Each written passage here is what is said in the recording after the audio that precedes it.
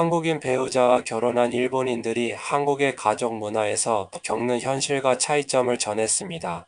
한 일본인 여성은 한국에서는 가족 간의 거리감이 일본보다 훨씬 가깝다고 말합니다. 그녀의 시어머니는 집 비밀번호를 알고 있으며 부재 중에도 자유롭게 출입한다고 합니다. 일본에서는 상상하기 어려운 일이지만 한국에서는 어머니가 자녀를 위해 집에 음식을 가져다 주는 문화가 흔하기 때문입니다. 하지만 이런 문화가 때로는 부담스럽기도 하다고 솔직한 속내를 밝혔습니다. 또한 한국에서는 부모님께 현금을 선물하는 문화가 일반적입니다. 생일이나 어버이날에는 자녀가 부모에게 13만 에냐, 10에서 30만 원 정도의 용돈을 드리는 것이 일반적이라고 합니다. 일부 가정에서는 부모님이 자녀 부부의 재정적 지원을 당연하게 여기는 경우도 있으며 이를 부담스러워하는 젊은 부부도 많다고 전했습니다. 한편 한국인 여성과 결혼해 장모님과 동거하는 일본인 남성은 한국의 장모님이 정말 특별하게 대해준다고 이야기합니다. 경제적으로 안정되지 않은 신혼 초기에 생활비를 전적으로 지원받았으며 친아들처럼 아껴주는 장모님 덕분에 한국 생활에 잘 적응할 수 있었다고 밝혔습니다. 이처럼 한국과 일본의 가족 문화는 큰 차이가 있으며 장점과 단점이 공존합니다. 결혼 후 배우자의 가족 문화에 대한 이해와 조율이 필수적이라는 점을 강조했습니다. 한국의 가족 문화 속에서 일본인 배우자들은 어떤 어려움을 겪고 있을까요? 그리고 서로 다른 문화 속에서도 행복한 결혼 생활을 이어가는 비결은 무엇일까요? 지금부터 일본 댓글 반응 알아보겠습니다.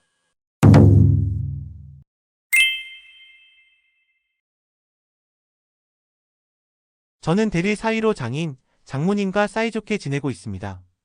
전전 이전에 일본에서는 대릴 사위와 며느리가 절반씩이었죠.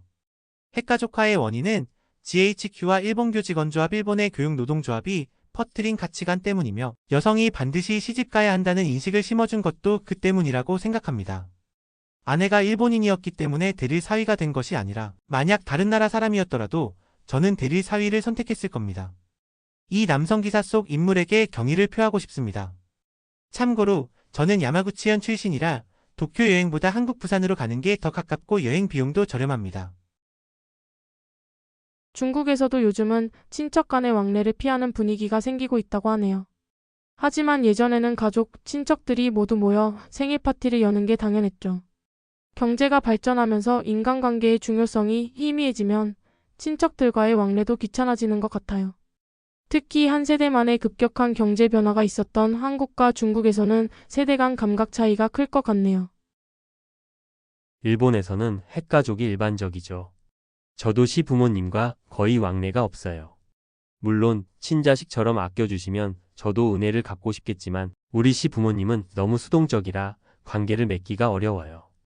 역시 관계는 서로 노력해야 유지되는 거겠죠. 그래서 저는 시댁과는 거리 두고 살고 있습니다. 너무 번거로울 것 같네요. 제 지인이 한국으로 시집 갔는데 남편과 시어머니랑 셋이서 같이 살다가 결국 따로 살게 됐어요. 지금은 아이 5을 키우는 파워 엄마가 됐습니다. 업무 때문에 몇 년간 현지 한국에 살았는데 가족뿐만 아니라 전반적으로 사람들 간 거리가 가까운 느낌이었어요. 특히 전철이나 버스 같은 대중교통에서는 일본보다 몇 센티미터는 더 가까운 것 같더라고요. 웃음. 무슨 말을 하는 걸까요? 일본도 예전에는 그랬습니다. 결국은 궁합이 맞아야 행복한 법이죠. 운이 따라야 할 것 같아요. 엔터테인먼트와 현실은 전혀 다르죠. 뭘 선택하든 불평하는 사람이 너무 많은 것 같아요. 일본인의 시각에서 보면 한국 남성들은 엄마와 너무 가까운 마마보이 성향이 강한 것 같아요. 개인적인 공간 퍼스널 스페이스의 좁은 느낌이랄까요?